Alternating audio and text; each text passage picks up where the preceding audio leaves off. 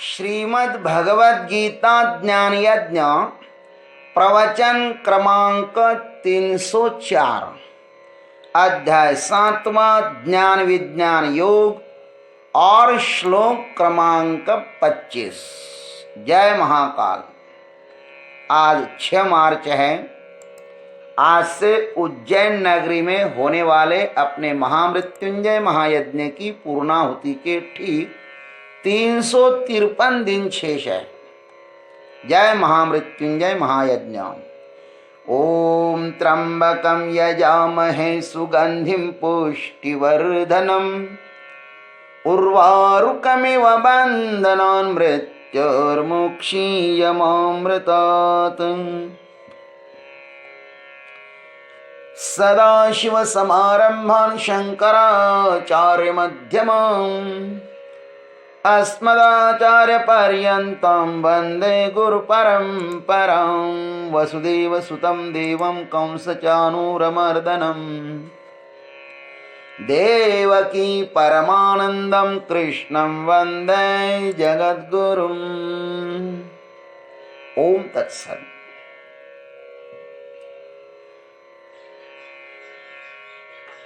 भगवान श्री कृष्ण परमात्मा कहते कि हे अर्जुन, अन्यान्य देवताओं की उपासना करने वाले जो लोग हैं ना, वो मेरे असली स्वरूप को न जानकर वे मुझे केवल एक व्यक्ति ही मानते हैं ना।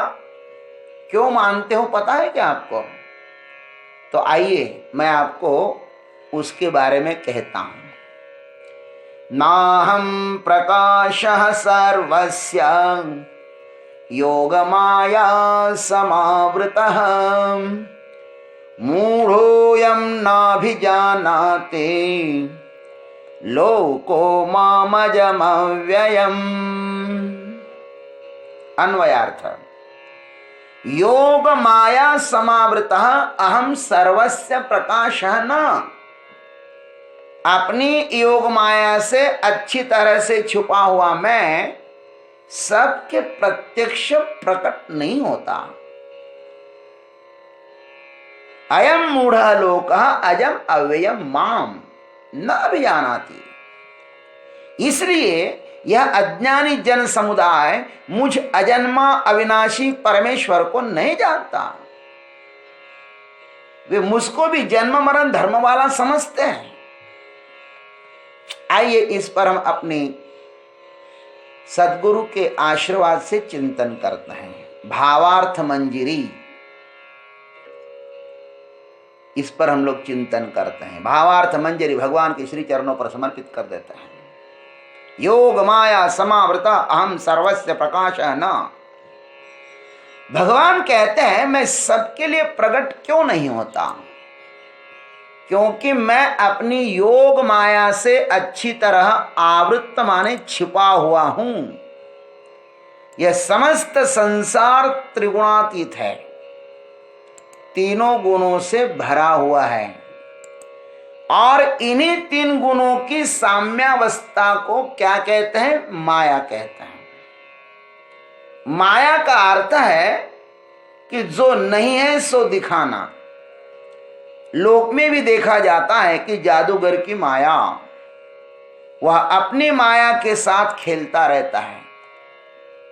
उसके द्वारा प्रेक्षकों का मनोरंजन होता है। महाराज, माया के द्वारा वो दूसरों का तो मनोरंजन करता ही है, किंतु वह स्वयं अपनी माया से मोहित नहीं होता।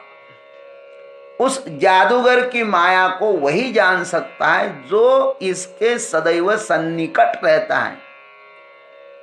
जैसे उसका बालक हो, मित्र हो, वो जानते हैं कि ये जादूगर की जादू क्या है। ठीक वैसे ही भगवान की माया को भगवान का भक्त ही जान सकता है। भगवान का भक्त भगवान की माया को जान सकता है। इसलिए तो केवट गंगा के घाट पर नैया चलाने वाला एक केवट भगवान को जानता है। वैसे तो विधि हरि शंभु नचावनी हारे तेऊ न जान ही मरम तुम्हारे। वाल्मीकि जी ऋषि कहते हैं कि ये ब्रह्मा विष्णु महेश भी आपको नहीं जान सकते महाराज। जो अखंड शेष के ऊपर सोता है ना, वह शेष का अवतार जो लक्ष्मण है ना, वह भी भगवान के मर्म को नहीं जान सकता है। लेकिन ये केवट क्या कहता है? मागी नावन केवट आना। और क्या कहता है? कहि तुम्हारे मरम मैं जाना। वह कहता है कि हे प्रभु, मैं आपके मर्मों को जानता हूं, इसलिए नाव नहीं लाऊंगा। केवट महान श्रद्धा से भरा हुआ व्यक्ति है। भगवान को जानने के लिए श्रद्धा चाहिए। अर्जुन भगवान का भक्त है, इसलिए भगवान ने कहा इदं तु ते गुह्यतमं प्रवक्ष्यामि अनसूयवे। अपना गुह्य ज्ञान, अपना गुह्य रहस्य भगवान अपने भक्तों के सामने ही प्रकट करते हैं। भगवान त्रिगुणों की चादर ओढ़कर उसके भीतर छिपे हैं। अब उस परमात्मा को जानना हो तो सबसे पहले त्रिगुणों से परिचित होना पड़ेगा। हम 3 गुणों में फंसे हैं। अब इन 3 गुणों को जानने के बाद ही अपने को उसके परे जो परमात्मा है ना, उसका साक्षात्कार होगा। जो प्रभु को जानना चाहेगा, भगवान उसके समक्ष प्रकाशित हो जाते हैं। जो जानना चाहता है उसके सामने कभी ना कभी प्रकाशित जरूर होंगे। बहुनाम जन्मना मंते ज्ञानवान माम प्रपद्यते। इस जन्म में नहीं तो अगले जन्म में, लेकिन भगवान उनके सामने आएंगे जरूर।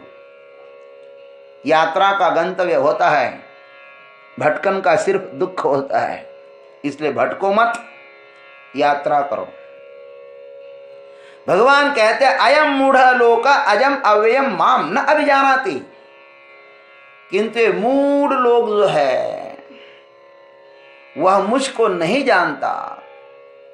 वस्तुतः मैं अजन्मा हूं, अव्यय हूं, अविनाशी हूं और सर्वत्र सर्वदा मौजूद हूं। तो भी जो त्रिगुणों से मोहित हुए है ना, वे मुझको नहीं जानते। मूढ़ किसको कहते हैं? जो मोहित हुए है, उनके आंखें अन्य अन्य कामना वासनाओं से भरी पड़ी है ना, उनको संसार ही सर्वश्रेष्ठ प्रतीत होता है। धन दारा बंधुजन इत्यादि में वे सदैव रम्मान होते हैं। यही जीवन का सर्वोच्च है। इसके अतिरिक्त और कुछ भी वे नहीं जानते हैं। इस नश्वर में वे महाराज ऐसे अटक जाते हैं कि और विचार करने का उनके पास समय होता ही नहीं। ईश्वर क्या है, उन्हें इसका स्मरण तक नहीं होता। अन्यान्य देवताओं का भी वे इसलिए स्मरण करते हैं कि उनसे कुछ स्वार्थ है, अपनी कामना पूरी करना चाहते हैं। मेरे भोग में जो मेरी मदद करेगा, सहायता करेगा, वही मुझे प्रिय लगेगा। मनुष्य स्वार्थी है। अपने स्वार्थ के कारण ही वह देवताओं की उपासना करता है, मनौती मान करता है, महाराज भगवान को नमस्कार करता है। हम जब कोल्हापुर में हमारे चिन्मय आश्रम में थे ना, तो हमारा सौभाग्य है कि वहां पे बहुत बड़े गणेश जी का अवतार हुआ है। हमारे गुरुदेव स्वामी पुरुषोत्तम जी महाराज अथक प्रयत्न करते थे और हमने उस गणेश जी को देखा कैसे बने। एक एक कण से उनसे हम लोग परिचित है। और लोग ना उस गणेश जी को मनौती चढ़ाने आते हैं। वहां पे कोई 21 नारियल चढ़ाता है, कोई मोदक चढ़ाता है, कोई पुष्पहार चढ़ाता है। कुछ लोग तो वो हाईवे से जाते समय भगवान से मनौती करते हैं कि भगवान ये हमारी इच्छा पूर्ण हो जाए ना, तो हम ऐसा करेंगे वैसा करेंगे। और आश्चर्य तो है, तो उनकी जब इच्छाएं पूर्ण हो जाते हैं ना, वो चिन्मय गणाधीश माने इच्छा मनी है, वो इच्छाओं को पूर्ण करने वाली देवता है। बहुत सारे लोगों की उन्होंने अब तक इच्छाएं पूर्ण की है, हमारी तो की भाई। और जिन किसी की इच्छा पूर्ण हो जाते हैं ना, वो हाईवे से आश्रम तक आ जाते हैं, समय निकाल करके आ जाते हैं। लेकिन कुछ लोग तो ऐसे होते हैं ना कि भगवान ने इतना सारा दिया, हमारी इच्छा पूर्ण की, तो भगवान को धन्यवाद देने के लिए, कृतज्ञता व्यक्त करने के लिए भी वे आश्रम के भीतर नहीं आ सकते हैं, क्योंकि उनके पास समय नहीं रहता। वहीं से भगवान को हाथ जोड़ते हैं, अरे भाई मनुष्य बहुत स्वार्थी हो गया है, मतलबी हो गया है, कामनाओं से आवृत्त हुआ है, बार बार उन विषयों को भोगता है, तो भी वह मांगता ही रहता है। और जो देवता उनकी इच्छा को शीघ्र पूर्ण करे, यह उसके तरफ दौड़ता है। पूर्ण होने के बाद फिर उसकी तरफ देखता ही नहीं है। मनुष्य अपनी अनेक कामनाओं के कारण अंध हुआ है, अतः वह सबका आत्मस्वरूप परमात्मा सबके भीतर मौजूद होने के बावजूद भी वे उसको नहीं जानते हैं। कैसे नहीं जानते? हमारे हस्तामलकाचार्य जी कहते हैं, घनच्छन्न दृष्टिर घनच्छन्नमर्कं यथा मन्यते निष्प्रभं जाति मूढं तदा बद्धभान्ति मूढदृष्टि स नित्योपलब्धिः स्वरूपोऽहमात्मा यथा गगन घन पटल निहारी झापे भानु कहि कुविचारी। जो मूढ़ लोग होते हैं वे ऐसा कहते हैं कि मेघों ने सूर्य को ढक लिया।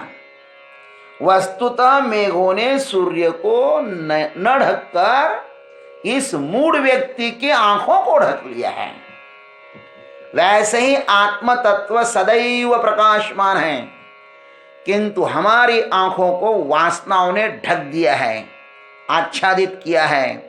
अतः उस सन्निकट प्रभु को भी हम नहीं देख सकते। वह तो सृष्टि के कण कण में भरा हुआ है महाराज। भगवान कहते हैं, ये रवीमी नसे ऐसे काय वस्तुदात असे पाहे पा कवन जड़ रसे रहित आहे। ऐसी कोई चीज है जिसमें मैं नहीं हूं? ऐसा कोई रस है जो जल के बिना है? पवन कवनाते न शिवेची आकाश के न समायची हे असो एकुमीची विश्वा है। वायु किसको स्पर्श नहीं करता, आकाश कहां पर नहीं है। ठीक वैसे ही इस विश्व में ऐसी कोई भी वस्तु नहीं है जिसमें मैं नहीं हूं। लेकिन देखने वाले नहीं देखते, उसमें मेरा क्या दोष है भाई? जो बहादुर है वही माया को पार कर त्रिगुणों के किले को लांघ कर मेरे पास आ सकता है। शेष जो कमजोर है वे आजन्म इस नश्वर में ही अटक कर जन्म जन्मों तक भटकते रहते हैं। मैं उसी को मदद करता हूं जो मुझको जानना चाहता है, और जो जानना ही नहीं चाहता उसे मेरी मदद की आवश्यकता ही क्या है। जो देखना चाहता है परमात्मा उसको अपना समग्र रूप दिखा देते हैं। मांग भक्त की ओर से होनी चाहिए। वह परमात्मा सदैव अपने को मदद करने के लिए, सहायता करने के लिए तैयार है। वह तो यही चाहता है कि कोई भक्त मेरे पास आ जाए और मैं उसके सामने अपने आप को पूर्णतः खोल दूं। देरी हमसे है, परमात्मा से नहीं है। जय गुरुदेव, जय जगदीश्वर, जय जय महाकाल।